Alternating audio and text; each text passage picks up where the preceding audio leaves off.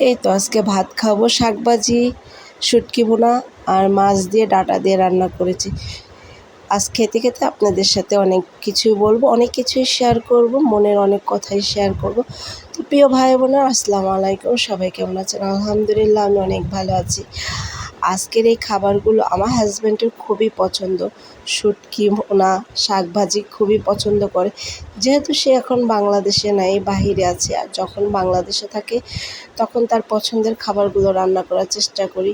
তবে ইনশাল্লাহ নেক্সট ইয়ার্সে বাংলাদেশে আসবে, আর তখন আমি আপনাদের সামনে সব কিছুই দেখাবো, কীভাবে তাকে রান্না করে তার পছন্দের খাবারগুলো খাওয়াই। ইনশাল্লাহ যদি আল্লাহ আমাকে সুস্থ রাখে, ভালো রাখে, তবে অবশ্যই নেক্সট অনেক ভালো ভালো ভিডিও আপনাদের কাছে আমি দিতে পারবো।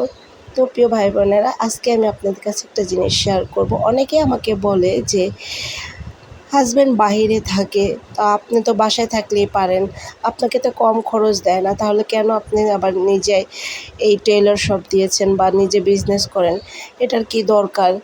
আজকালকার মেয়েরা একটু শিক্ষিত হলে, একটু কাজ জানলেই কাজ নিজের একটা চাকরি করতে চায় বা নিজের ব্যবসা বাণিজ্য করতে চায়, এটা অনেকেই বলে।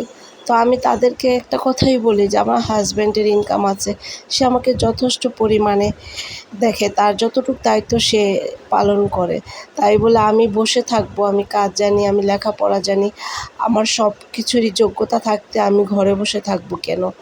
আমাকে কিছু একটা করার জন্য আমার সব সময় আগ্রহ ছিল। আর বরাবরই আমার বিয়ের পরে আমি আমার হাজব্যান্ডকে বলেছিলাম যে আমি আমার বিজনেস করার খুব শখ। সে সবসময় আমাকে স্বাধীনতা দিয়েছে, আলহামদুলিল্লাহ। একটা সময় খুব ডেভেলপ করেছিলাম, আবার একটা সময় আমি খুব লসের তলে পড়ে যাই যখন করোনা আসে।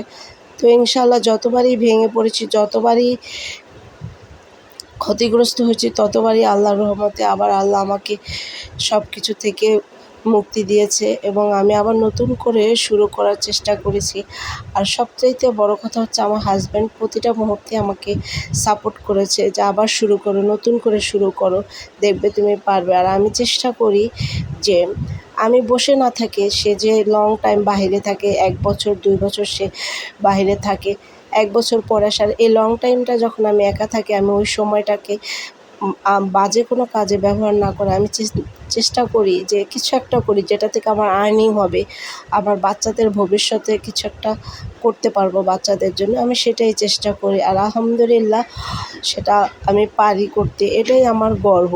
ঘরে বসে থেকে নিজেকে জড় পদার্থ বানিয়ে কী লাভ? তো প্রিয় ভাই বোনেরা, আমার কথাগুলো কেমন লাগলো অবশ্যই কমেন্ট করে জানাবেন। আল্লাহ হাফেজ, সবাই ভালো থাকবেন, সুস্থ থাকবেন।